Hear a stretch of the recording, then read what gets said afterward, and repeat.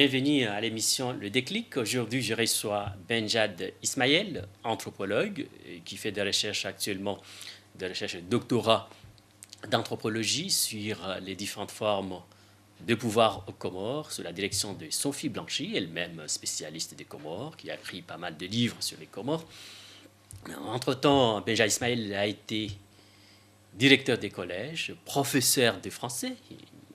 Il était aussi coordinateur des services des aides internationales et membre du parti Front démocratique. Actuellement en France, donc il mène ses recherches en France, donc nous avons eu la chance de l'inviter pour parler d'un sujet plus intéressant, plus complexe, parce qu'il s'agit bien entendu le Handa, le grand mariage. C'est quoi au final? Beaucoup d'encre ont coulé sur ce concept, sur cette institution qui ramène beaucoup de passion, qui soulève beaucoup de passion, beaucoup d'envie, beaucoup de force. Et des intellectuels s'y opposent, d'autres la défendent. Ainsi, c'est la loi de ce champ qu'on appelle coutumier. Bonjour. Bonjour.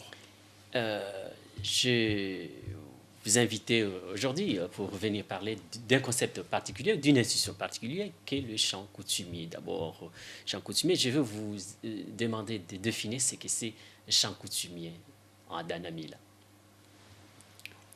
Merci. Oui, pour dissiper tout malentendu, si vous voulez bien, nous allons commencer par dire le sens que nous voulons donner ici à ces termes. La notion de champ renvoie tout d'abord à un espace défini. Il peut être géographique, il peut être virtuel ou métaphorique.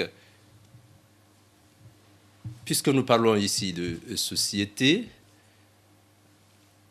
la notion de champ renvoie à cet espace social concurrentiel où les membres de la société sont les agents transporteurs, ou bien, disons, les agents qui sont les vecteurs de pouvoir à travers des rapports de force qui tendent à renforcer ou à modifier ce champ. Quant à la notion de Handa, le Handa désigne un système d'échange généralisé portant, entre autres, sur les actes marquant le processus du grand mariage, entre autres, et qui se manifeste sous forme de prestations et de contre-prestations coutumières. Accompagné de cette particule avec laquelle il fait corps, le mila, il désigne le fonctionnement du dit système et l'organisation sociale qui en découle. En gros, donc, vous dites que le champ, c'est un espace de lutte de pouvoir où les membres de ce champ essayer de renforcer ce champ ou de modifier, en tout cas, sans porter atteinte à la continuité du champ, par des échanges de prestations, des biens symboliques. Bien. Alors, mais on a constaté, en tout cas, parmi les études faites sur cette notion d'anamila, qu'il y a des divisions. Il y a des divisions, il y a des visions intra-groupes ou des petits groupes au sein de ces champs. Et ces divisions contribuent en quoi ces divisions sociales ou par division par classe d'âge constituent à renforcer et à construire l'identité de ce champ, du grand mariage.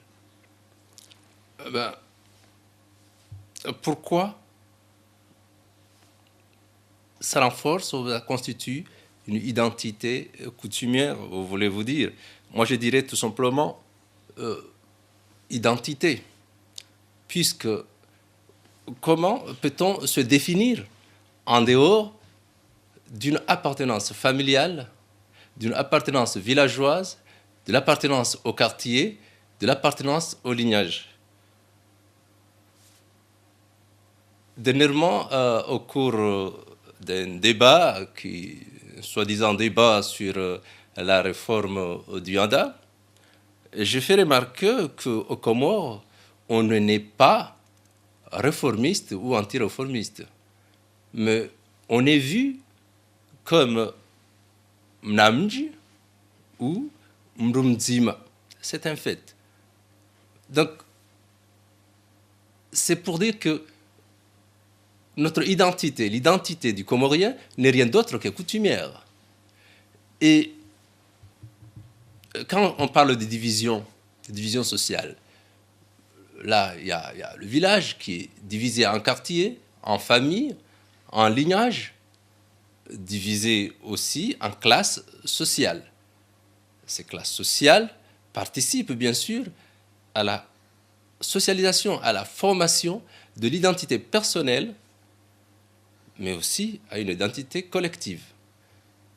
Vous êtes en train de dire que tout Comorien né porte en lui-même une identité complexe, identité coutumière, parce que, ayant été socialisé dans des cadres coutumiers avec des jeux et des règles coutumières, et en même temps ayant été socialisé à l'école où on lui donne des valeurs différentes de cette institution coutumière, et donc elle-même, l'individu, en tout cas le Comorien, porte des identités multiples. Est-ce que, mais au fond, soit-il porteur d'une identité complexe, multiple, mais quand même, il se trouve que dans l'espace comorien, il y a des gens qui s'opposent à cette institution, qui ne se reconnaissent pas du tout porteurs de cette identité.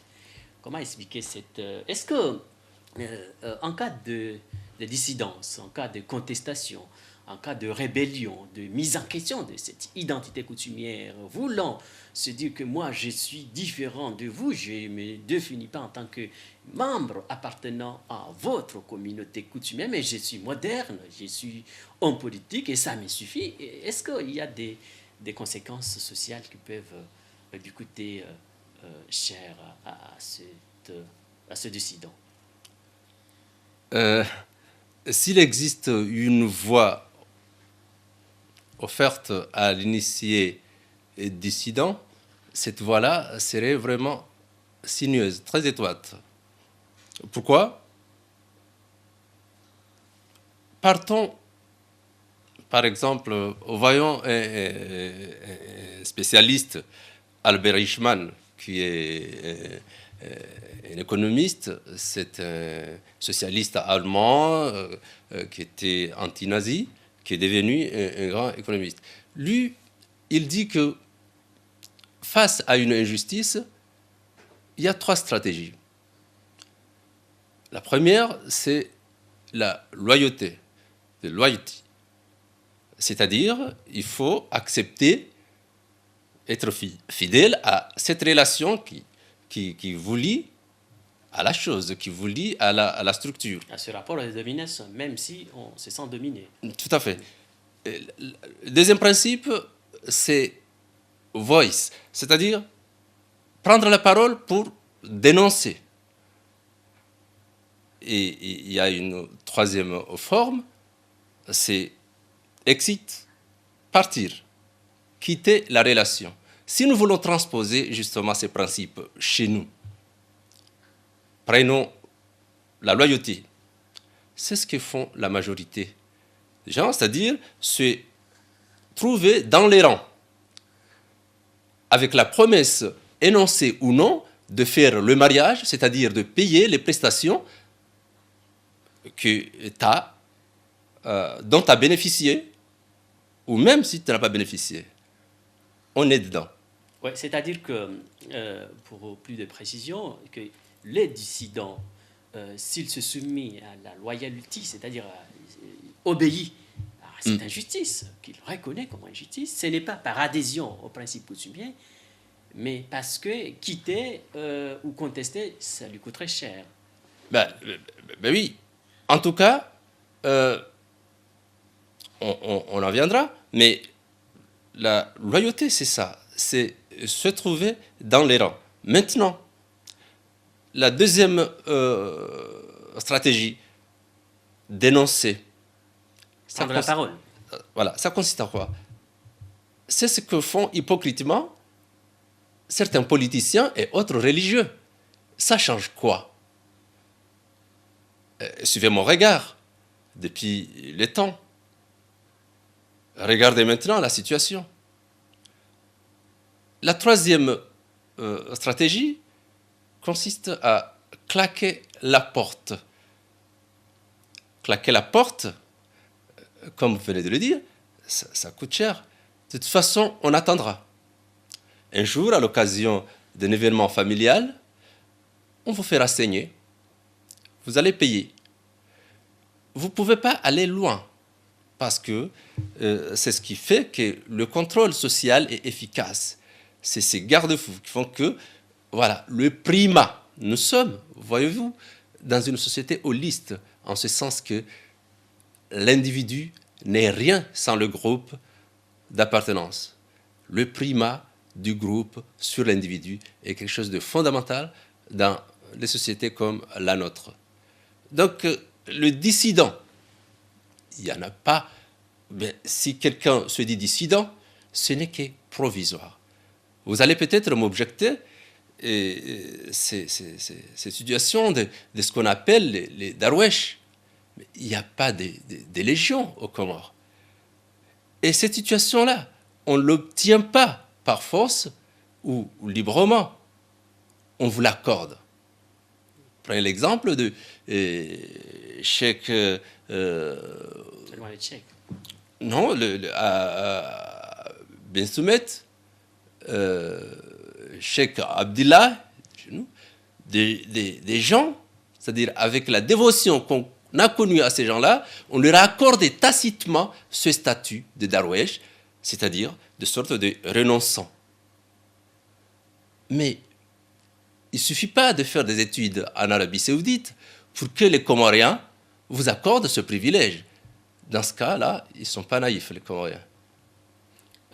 Oui, on voit bien qu'il n'y a pas, en tout cas, une possibilité de sortie, de contestation, que celle de la loyauté, hein, donc d'adhérer au principe pour ne pas être exclu, hein, exclu de la société, ce qui se trouve souvent. Mais est-ce que... comment expliquer, justement, hein, comment expliquer justement que depuis la nuit du temps, parce qu'il y a eu toujours le grand mariage, il y a eu toujours cette institution avec ses lois, ses infractions, ses sanctions, ses règles de conduite, ses notes, ses rapports, ses milices, ces armées qui atteignent l'individu à être moins individu, mais toujours à agir selon la loi du groupe. Comment expliquer aujourd'hui, on est en 2011, que cette institution continue à perdurer, à dominer tous les espaces de pouvoir, notamment l'espace religieux, où l'on sait que pour être imam, il faudrait d'abord être reconnu par les tenants de la tradition, aussi bien que aussi pour être président digne de la société comorienne, il faut être validé par les notables. On a vu récemment un du gouverneur des Comores, le gouverneur de Ngazidja. Eh bien, la première chose qu'il a faite, c'est d'abord aller s'agenouiller devant les notables pour recevoir la grâce notabilière, donc pas la grâce politique républicaine, mais la grâce notabilière. Comment expliquer cette perpétuation avec autant de force et de moyens plus efficaces qu'aucun champ de pouvoir, aucun groupe, aucun lobbying, plus puissant soit-il dans le monde, n'a jamais eu ce pouvoir? Pour moi, c'est simple. On est en face de ce que Mauss appelait un fait social total. C'est-à-dire que, on parlait de champs politiques, de champs religieux, de champs sociaux, mais ces champs-là, en fin de compte, ne font qu'un. C'est-à-dire que, moi, je l'ai dit au départ, je peux me définir, je m'avais défini comme professeur, comme enseignant ou comme individu, mais ça ne suffit pas. Je suis d'abord d'une famille d'un village, d'une région. Et si vous regardez bien, c'est comme ça, justement, qu'on désigne les gouvernants.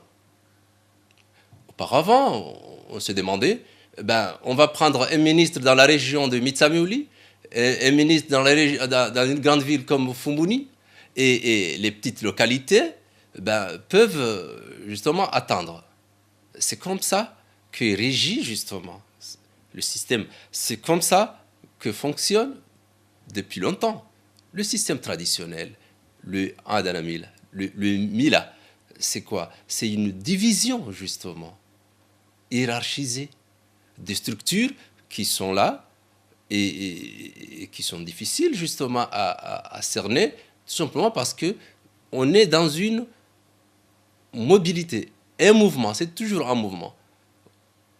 Même s'il y a une reproduction sociale, mais on est en mouvement. Je ne vais pas dire que ça se modernise, mais plutôt c'est la modernité qui s'adapte justement à la tradition.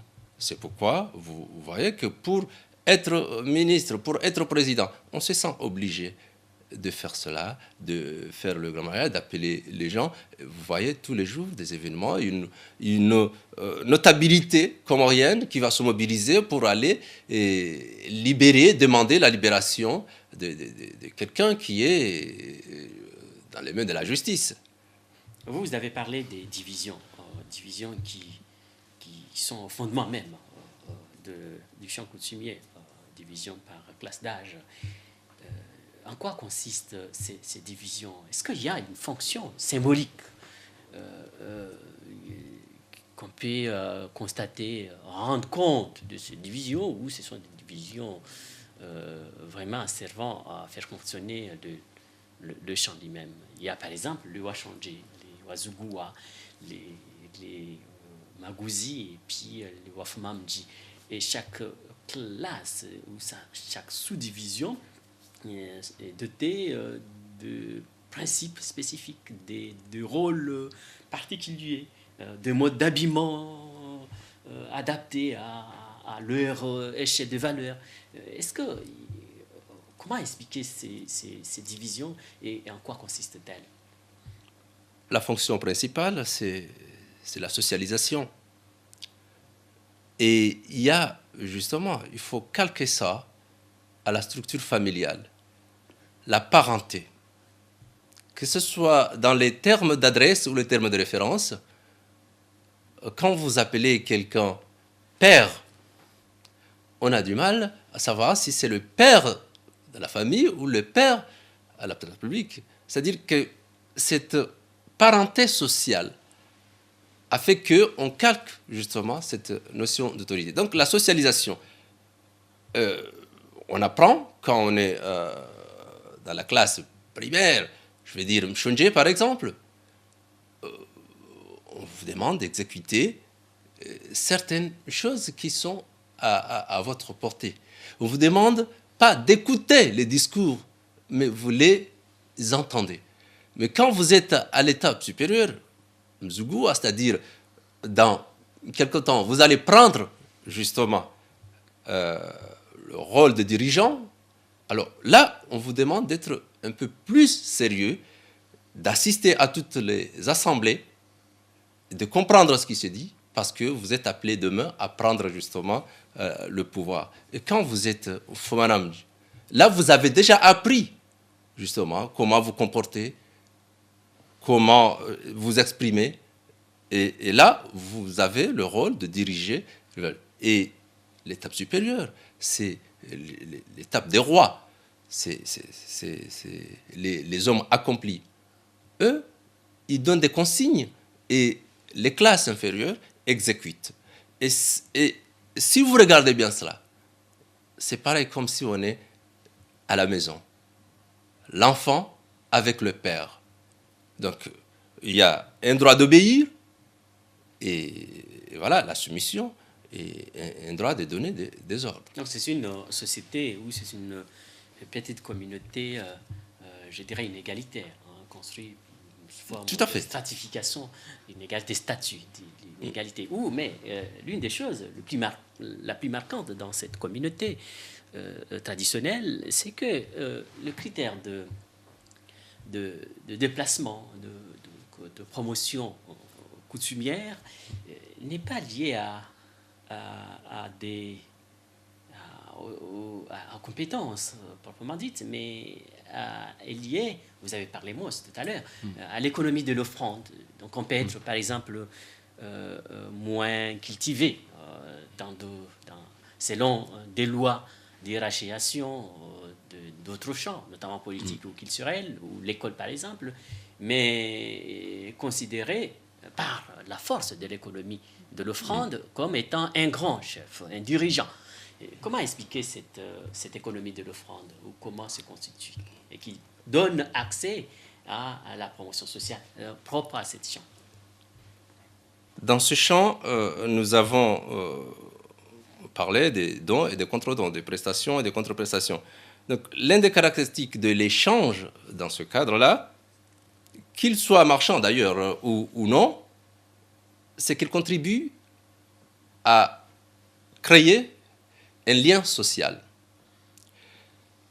Les économistes, les sociologues et les anthropologues ont mis en relief justement 3 dimensions de l'échange. L'intérêt, domaine de prédilection de l'auteur de La main invisible, Adam Smith, et la confiance, dont le contenu a été explicité par Weber, Polanyi, après bien sûr Ferdinand Toni, et bien sûr il y a Mauss et Lévi-Strauss qui ont bien parlé de cette réciprocité. Nous allons retenir justement cette dernière, la réciprocité. En ce qui concerne les Comores, il s'agit pour le Rwanda d'échanges cérémoniels destinés à affirmer sa supériorité en engageant, bien sûr, autrui à une surenchère d'offrandes, voire de destruction à la potelage de Mauss. Donc, ces échanges-là, cela renvoie au respect de l'ordre, de l'honneur et de la honte. Là, on est encore chez Bourdieu. C'est quand vous parlez de la parade, des signes symboliques, on est effectivement dans le symbole. En quoi consiste ce code partagé de l'honneur et de la honte? Ça consiste justement, non seulement à donner, mais à se faire voir. L'ostentation. Oui, justement, parce que l'une des caractéristiques de cette économie de l'offrande, cette loi d'échange symbolique, s'oppose à la loi la plus générale, peut-être la plus universelle, que offrir, donner, c'est cacher. En tout cas, ce n'est pas se mettre en spectacle, mais c'est cacher. Hein. Donc l'idée, quand on donne un cadeau, on emballe. Hein. On emballe le cadeau, il ne faut pas que la personne perçoive ce que je donne, parce que le prix du donnant ne se montre pas, elle se cache, même si celui qui donne sait que celui qui reçoit saura mieux rendre un jour ou l'autre. Or, dans la communauté coutumière, ce que c'est tout à fait différent, c'est que doter sa femme, il ne suffit pas de la doter, mais il faut la rendre publique. C'est que la dimension affective ou la dimension symbolique du don qui consiste à donner à la personne, on ne dote pas sa femme, on ne donne pas de bœuf ou je ne sais pas des champs à un groupe de famille comme ça, mais donner, c'est se donner au fond, c'est se mettre en spectacle. Est-ce que cette façon-là de fonctionner ne renchérit pas ou ne contribue pas à détruire l'économie de l'offrande et donc le champ lui-même? Effectivement, mais avant d'y revenir, précisons tout simplement que voilà, dans ce cadre du don qui est rendu public, là, on est en face justement de deux procédés. Il y a un don social, c'est-à-dire que ben, vous payez à la société. Et puis, il y a le caractère bilatéral. Les familles qui se sont entendues, dans le cadre du mariage par exemple. Mais avant tout, c'est le groupe. Vous payez, que vous ayez mangé ou pas, vous payez à la société. Donc il faut rendre public. Parce qu'il y a cette commensalité, il y a cette façon justement de partager, de manger et de donner à manger et en abondance. Donc là, il y a une dette verticale qui fait que, bon, voilà, vous êtes dans une société, vous allez payer et vos enfants vont payer et vous rendez au groupe. Et puis, il y a l'aspect bilatéral, c'est-à-dire vous allez donner à votre femme, à vos beaux-parents. Et ça, à la rigueur, on ne demande pas à ce que cela soit plus visible. Mais c'est là aussi, l'échange, c'est là où il y a le principe justement du cadeau empoisonné. Vous parlez de cadeau. Cadeau empoisonné, c'est-à-dire ça renvoie à cette obligation de rendre. Il y a trois principes. Donner, obligation de donner, obligation de recevoir et obligation de rendre. Alors, Bourdieu dit que justement, le respect de ce code garantit l'échange. C'est-à-dire le fait qu'on a cette confiance, on a défini l'intérêt, la confiance et puis le don. Alors, s'il n'y a pas confiance, il n'y aurait pas justement d'échange et il n'y aurait pas de lien social. Et la confiance se base ou se précise, s'exprime par l'adhésion au jeu coutumier. Quelqu'un qui ne se reconnaît pas à ce jeu n'aura pas confiance, en tout cas, de participer à ces gens. Mais j'aimerais rebondir peut-être sur une chose, c'est que au final, sur l'économie de l'échange, est basée, effectivement, on peut trouver dans cette économie de l'échange des gens qui se refusent à rembourser ce qu'on appelle la dette, ce que vous appelez la dette. Alors, et effectivement, que risque-t-il? Vous avez parlé tout à l'heure donc trois possibilités qui sont offertes à celui qui veut de partager, de faire de ce système. Mais maintenant, il s'agit d'un initié, celui qui participe au jeu, mais qui, d'un moment à l'autre, refuse de participer à cette économie d'échange, de payer la dette sociale. Que risque-t-il? Est-ce qu'il y a une possibilité autre que celle que vous avez parlé, qu'Albert Eichmann a parlé, c'est-à-dire est-ce qu'il y a une possibilité au sein même du groupe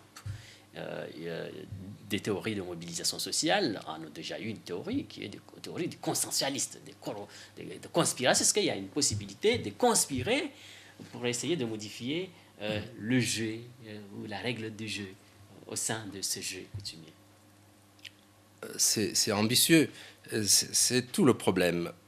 Parce que, bon, je le redis, l'initié dissident, il ne l'est que provisoirement. À la mesure, il peut prétendre que bon, il aura un temps de réfléchir ou bien un temps pour faire autre chose. Mais je l'ai dit, il va être maintenant la question qui consiste justement, parce que nous sommes interpellés, la marchandisation de l'échange, la monétarisation de l'échange dans le cadre justement du système qui est le nôtre, c'est vrai, nous interpelle. Poser la question de la menace qui existe justement. Menace de quoi? Menace pour justement le lien social, pour les liens communautaires. Menace pas forcément économique, mais est-ce que, vous avez bien posé la question, est-ce que ça ne va pas vers la destruction justement de ce lien cher justement que nous avons entretenu depuis des temps? C'est ce que, justement, certains économistes et certains sociologues occidentaux ont mis en œuvre, justement. C'est cette peur qui a fait qu'ils ont pensé à mettre en œuvre d'autres formes d'échange, dont ce qu'on appelle les CEL, systèmes d'échanges locaux, ou bien des échanges qui portent sur le savoir, échange du savoir. Et ces échanges fonctionnent, même si on n'entend pas maintenant, c'est un autre sujet, mais ça existe. Et c'est quelque chose qui est pensé. Parce qu'il y avait cette peur, justement, de la destruction de ce lien social. Alors, la question se pose chez nous, comment faire, et ça reste ouvert, pour que, justement, ce lien soit préservé, parce qu'il y a cette peur de cette monétarisation, de ces surenchères, de cette marchandisation de l'échange, parce que, qui est au départ censé être un don, c'est-à-dire gratuit. L'échange devient monétarisé, c'est-à-dire plus il y a une obligation. Maintenant, l'obligation de donner et de rendre, ben, c'est équivalent. Ces obligations s'équivalent. Plusieurs stratégies reviennent toujours ou sont déployées contre justement le dissident, qu'il soit dissident initié ou dissident qui ne se reconnaît pas du tout dans cette communauté. La stratégie du raté social, on parle souvent. C'est un raté social. Donc, ou bien la stratégie de la mise en péril. Donc, les tenants de la tradition évoquent souvent que si l'institution coutumière disparaissait, eh bien, il n'y aurait pas une identité propre, une identité comorienne. Nos enfants seront ni comoriens, ni arabes, ni chats, ni souris. D'autres encore parlent de l'inicité, c'est-à-dire que, eh bien, nous serons moins musulmans, donc perdre l'âme. Donc que le Wolfowitz, que certains même spécialistes nationalistes allemands ont construit une notion de Wolfowitz, de l'âme nationale, donc comme grande protection contre les dérives, contre les brebis perdues. Est-ce que ces stratégies fonctionnent toujours aujourd'hui? Oui, ça fonctionne. Ils sont combattus, mais ça fonctionne. Il y a toujours des gens qui prônent justement des excès, des valeurs qui introduisent. Là, on est en face justement, quand on parle de traditions inventées, mais il y a aussi le sens inverse. Il y a une modernité justement qui est traditionnalisée. Donc, c'est un va-et-vient entre les deux formes, justement. Des formes qui ne sont pas toujours saisissables en tant que concept, mais on est dans le relatif. Et c'est pourquoi on voit des mouvements. Revenons aux Comores. Maintenant, il y a des stratégies, telles que les mouvements associatifs, tels que les gens qui dénoncent, justement, les méfaits qui, jusqu'à maintenant, étaient tus. Maintenant, ils sont dits. Et là, je ne vais pas entrer dans ce débat. Bon, que deviendront nos enfants? Je crois qu'il y a intérêt à relativiser un peu les choses. Tout est relatif. Je suis d'accord pour la culture, je suis d'accord pour conserver justement ce qui a fait de nous justement ce que nous sommes, la solidarité, l'amour, la cohésion sociale. Et cela n'est pas incompatible avec d'autres points de vue, d'autres visions qui concernent justement à intégrer certaines valeurs qui, s'ils ne sont pas des nôtres, mais ils ne sont pas justement le monopole des autres. C'est-à-dire que les tenants de la tradition n'ont pas le monopole de l'excellence d'identité comorienne. On peut être tout à fait comorien sans pour autant être tenant, adhérer au système coutumier. C'est bien ça. Tout à fait. Tout à fait. Donc, pour terminer cette émission sur le chant, la définition du chant lui-même, parce que c'est une notion vraiment très complexe qui a en partie liée avec d'autres espaces de pouvoir, notamment le pouvoir intellectuel, le pouvoir politique, le pouvoir religieux. On en viendra dans d'autres émissions. Mais pour terminer, ce chant qui a été créé par des gens qui avaient intérêt de créer ces chants pour se créer eux-mêmes, pour leurs propres intérêts, vous avez bien notifié. Mais on a l'impression que ce chant, Adanami, là, est en crise parce que vous avez parlé que la force de ce chant, c'est l'adhésion au jeu. Hein, c'est l'adhésion aux prestations des échanges symboliques, à l'économie de l'offrande dont vous avez parlé. Mais finalement, aujourd'hui, il y a aussi l'habitus, la communauté d'habitus. Ce qui renforce à ces chants, c'est qu'ils ont formé en eux-mêmes, pour eux-mêmes, ils ont incorporé un certain habitus, un certain exis corporel, une certaine façon de s'habiller, de parler, de se tenir, de se présenter, de présenter le monde, etc. Aujourd'hui, qu'est-ce qu'on voit aujourd'hui? Ils sont impliqués dans d'autres, dans la corruption, dans l'anomie, dans le désordre social, symbolique, parfois même moral et politique. On voit très bien que certains tenants de la tradition refusent d'être appelés par exemple, père de Jamal, par exemple. Ah, mais eux veulent se faire appeler Mohamed, au lieu d'après Mzéché, Papa, Jamal, etc. Il y a d'autres figures aussi qui, peut-être, donnent à voir, portent à croire qu'il y a une crise au sein de cette communauté coutumière qui n'est pas seulement sur le rejet de certaines règles de vie commune, mais en même temps une intrusion, une sorte de modification de rapport de force. Il y a la figure féminine. On attend souvent, et là, Mjomba Fatima, Mjomba Mariam, l'oncle Fatima, l'oncle Mariam. Est-ce que vous êtes d'accord avec moi et que ce chant est en crise actuellement? Ou au contraire, se renforce? Non, elle ne se renforce pas. Il est en crise seulement. Comment gérer cette crise? C'est ça le problème. Parce qu'on n'est pas justement dans le cas d'une volonté de détruire, justement, mais construire. Alors, si nous sommes en face d'une crise, maintenant la question qui se pose, comment gérer cette crise? Vous l'avez bien dit, on ne sait pas où l'on va. Entre ceux qui ont cette crise identitaire, ceux qui veulent être et avoir été. Vous l'avez dit, on ne veut pas être vieux, ou bien on ne veut pas être ceci, on veut être à tous les champs. Mais vous avez parlé aussi, ce champ, c'est un champ qui est vaste, parce qu'en parlant des échanges, il y a aussi, en prolongeant un peu ce champ, le politique, il y a des échanges clientélistes aussi. On le voit, par exemple, pendant le vote. Les échanges, c'est pas forcément... là, on est dans le marchand, l'échange marchand. Quand on monnaie justement des voix, quand on cherche des faveurs de diverses façons. Donc, tout cela participe parce que, vous venez de dire, cette crise qui est là, qui doit être gérée. Maintenant, moi je dirais, pour commencer, nous devons expliquer les choses. Et moi, je vous appelle, ça m'est arrivé comme ça. Peut-être il conviendrait, serait mieux de commencer par dire de quoi on parle. Faisons un glossaire, vous et moi, parlons du Hada pour les Nuls. Il y a des gens qui sont ici, et même des gens qui sont là-bas, qui ne savent pas de quoi, justement, il est question.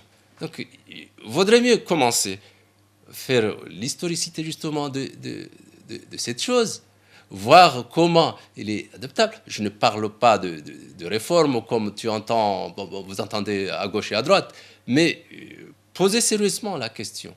Comment gérer cette crise et comment faire comprendre la situation pour pouvoir justement attendre des générations à venir, justement, une prise en main justement de cette situation. Bien, merci Benjad Ismaël d'avoir accepté cette invitation. Vous, les spectateurs, il est peut-être nécessaire de lire un peu des livres que vous verrez sur l'écran pour essayer de comprendre cette notion, cette institution, parce qu'il s'agit bien entendu de comprendre. Un glossaire est proposé. Bon, peut-être ça naîtra un jour. Eh bien, à la prochaine fois pour d'autres émissions liées au chant coutumier. Merci. Merci.